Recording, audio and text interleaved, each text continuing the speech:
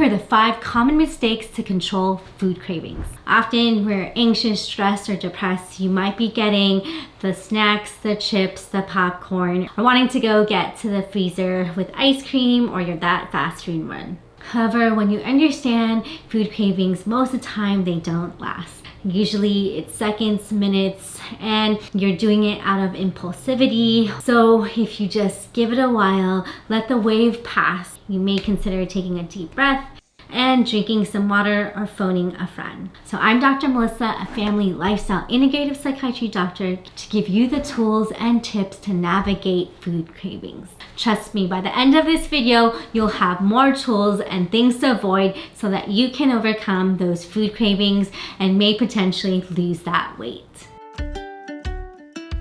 Number 1, you want to avoid skipping meals to make up for that binge eating. Oftentimes you may hear people fasting by doing intermittent fasting. And yes, the science does show eating twice a day or eating in a smaller window of a 12 or 8-hour window can help lower the amount of food that you intake, but also you don't want to overdo it. People who finish a 1, 2, or 3 day fast, they just binge and eat high calorie foods, and they are actually undoing all that work they did. So it's better to have those 2-3 meals a day or even 5 small meals rather than starving yourself and then overeating the next day or weekend. Number 2 is often quickly reach out for that sugary processed carb food because it's simple, it's in a bag, and it helps them. But really it's temporary. Sugar goes high and it increases the dopamine, and just as pleasurable it may seem, it can also crash down. The sugar goes down and you may even feel worse, and the dopamine goes down.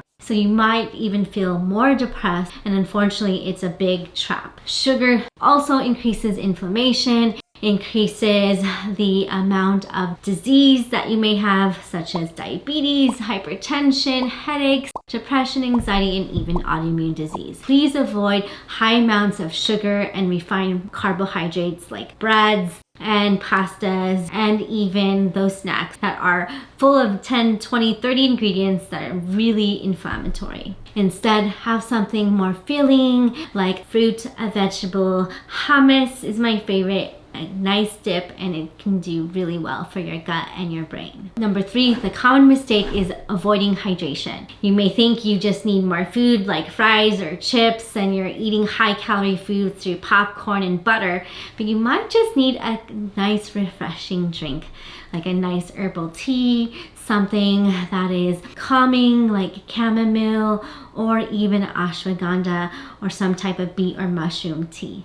There are certain signs of dehydration that might feel like hunger, so you might get confused. Sudden cravings for salty snacks, sugary snacks can actually be signs of dehydration. Feeling tired or lightheaded is definitely a sign of dehydration, especially if you're getting a headache. And then if you're eating so much, maybe tons of portions and not satisfied, it's likely because you're dehydrated. So instead, have some water or even coconut water, and it can be really replenishing for your whole body. Number 4 is try to use willpower rather than finding healthier ways to cope and addressing their stress. Sometimes you think you can just do it and force yourself, but that actually creates more tension and cortisol and pressure on your body and your mind. It's important to know that weight gain and food cravings is very complex. It's not gonna just be one magic pill. It's gonna be multiple things that help. If you're using more willpower, it actually increases cortisol and increases cravings, which is the opposite of what you want to do. And if you increase cortisol, you might start craving high carbs and high fat. And you don't want those high calorie dense foods like oily foods, greasy foods. You want something with lower calories like vegetables and fruits and even beans or tofu.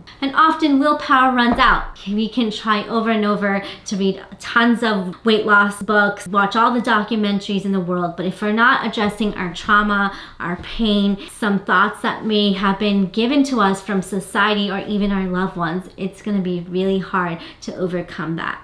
Number 5, stress becomes a habit.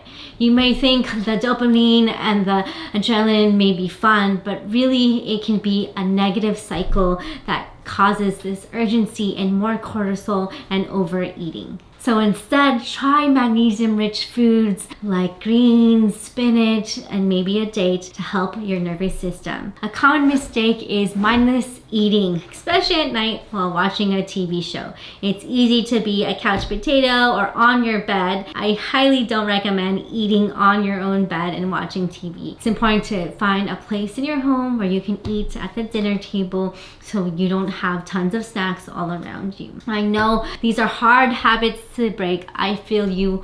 I've been there. But if you do it slowly, you can talk kindly to yourself and reframe all that negative thinking and get to your goals. Bonus tip is why to avoid screen time while eating is because often the dopamine gets overridden because of the action movie or the thriller or satisfaction that you're getting from the news, or not so good news. You may be eating through habit rather than listening to your body, and you won't even know that your hunger cues are satisfied, and you won't be able to recognize your full satiety cues. And these are your hormones that we often see that get suppressed. There's so much confusion because you're either working while you're eating, watching TV, and you're not mindful. And when you're stressed and overwhelmed and have a rush of cortisol or dopamine, it's just alters and hijacks the whole process and often leads to self-sabotage. So I'm so sorry if this is you.